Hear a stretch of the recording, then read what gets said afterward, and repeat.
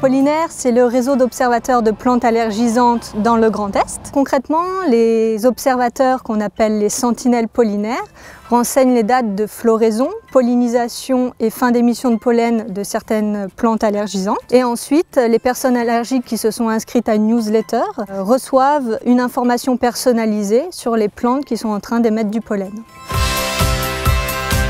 On est à Mandres-sur-Vert, à l'EHPAD Les Noisetiers du groupe SOS Senior. Le projet est accessible à tous.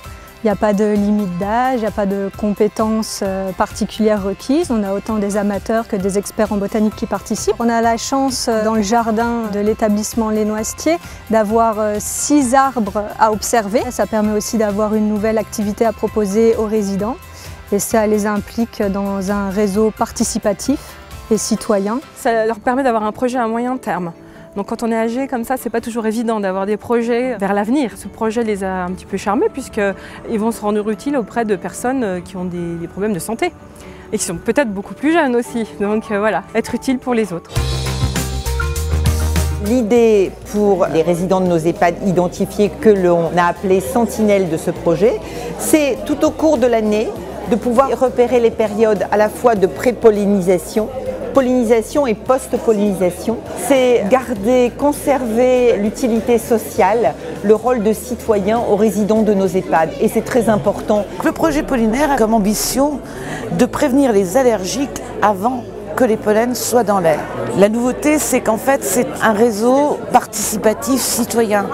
Et comme on avait l'information de la qualité de l'air en pollution, on a maintenant une information sur la qualité de l'air en termes d'allergènes pollen sur l'ensemble du territoire et dans différentes localisations. Ça répond à un enjeu de santé publique dans le cadre d'une prévention contre les allergies et d'autre part, ça répond aussi à des enjeux notamment santé environnementale puisque nous sommes aussi des acteurs de la santé environnement dans le cadre de nos services qui œuvrent pour permettre d'avoir un air plus sain.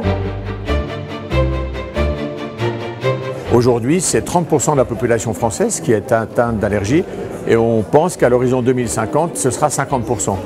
Donc l'idée, c'est de venir à titre préventif pour permettre aux personnes souffrant d'allergie de prendre des dispositions pour, si possible, souffrir moins, pouvoir prendre les dispositions nécessaires. C'est un enjeu social parce qu'on est dans un village, une commune de moins de 500 habitants, qu'on a des personnes âgées et qui continuent d'avoir un rôle, une fonction, une utilité pour leur environnement, un environnement naturel, mais surtout l'environnement humain, puisque c'est renseigner, c'est rendre service, c'est finalement même des personnes qui rentrent dans l'univers digital, dans les réseaux, grâce à leur sens de l'observation, à leur connaissance.